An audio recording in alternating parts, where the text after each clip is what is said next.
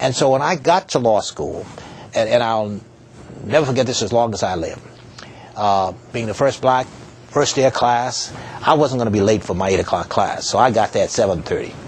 Now, what I do? I'm in a law school, never been in, so I started walking around, and I wound up in the library, just looking around. And 2 people came up to me, 2 young men, and they said to me, we know who you are. Obviously, yes. But I didn't know who they were. They said, we know who you are, and they shook my hands. One said, my name is Moon Landrew. The other said, I'm Michael O'Keefe. And they said, if you ever need a friend, we're going to be your friend. And I was amazed. I said, well, now, this is a good start. I got 2 people.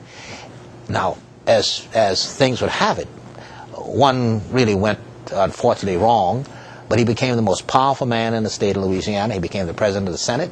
The governor really looked to him. That was Mike O'Keefe. The other, of course, did very well. He became mayor of the city, secretary of HUD, and we are still very good personal friends. And what was important about that was that they were sending me a message that they believed that this was the right thing for Loyola to do, integrate, and then they were going to be my friend. So I did not have outward major problems in law school. Sure, there were some people I know who didn't necessarily believe I should have been there, but that's okay. But my point is that law school was as good as it could be under the circumstances. I'll tell one vignette of this story because I think my part in being in New Orleans, being with these guys who were going to become leaders in the community, had a lot to do with their views of integration and why segregation was wrong. We were studying one night, downtown New Orleans, major bank building is still there, the bank is no longer there, and we were in the office of one of my classmates' father's office. He was a state senator. His father had been the mayor of the city of New Orleans.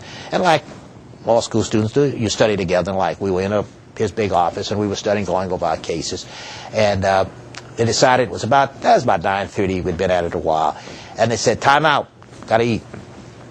I said, now, you know, and I knew where I was. They never thought about where they were. They would all be. They said, let's go. And I said, well, I'll never forget, I said, I want a hamburger and a big root beer. And they looked at me and said, what do you mean? I said, I want you to bring me a hamburger and a big. They said, who you think you are? We gonna wait on you? If you want to eat tonight, you know, you can come here. I said, let me tell you, I want a hamburger and a big root beer, and you bring it back to me. They said, you're not eating tonight unless you come with us. I said, okay, I'll come with you. Got in the car. We went to Canal and Claiborne, and they had a little frosty there. Now remember, this is 1954. We get there, and the lady says, what do y'all want? I said, well, we want this, and he wants this. She said, we can't serve him. They said, what? Now here are young southern white boys who lived under the system, never had a doubt in their mind that I was going to be elite with them. And I laughed. I said, I told you I wanted you to bring me a hamburger and a big root beer. You insisted that I come? And so they said, miss, you go get the manager. This is 54. She says, well, yeah.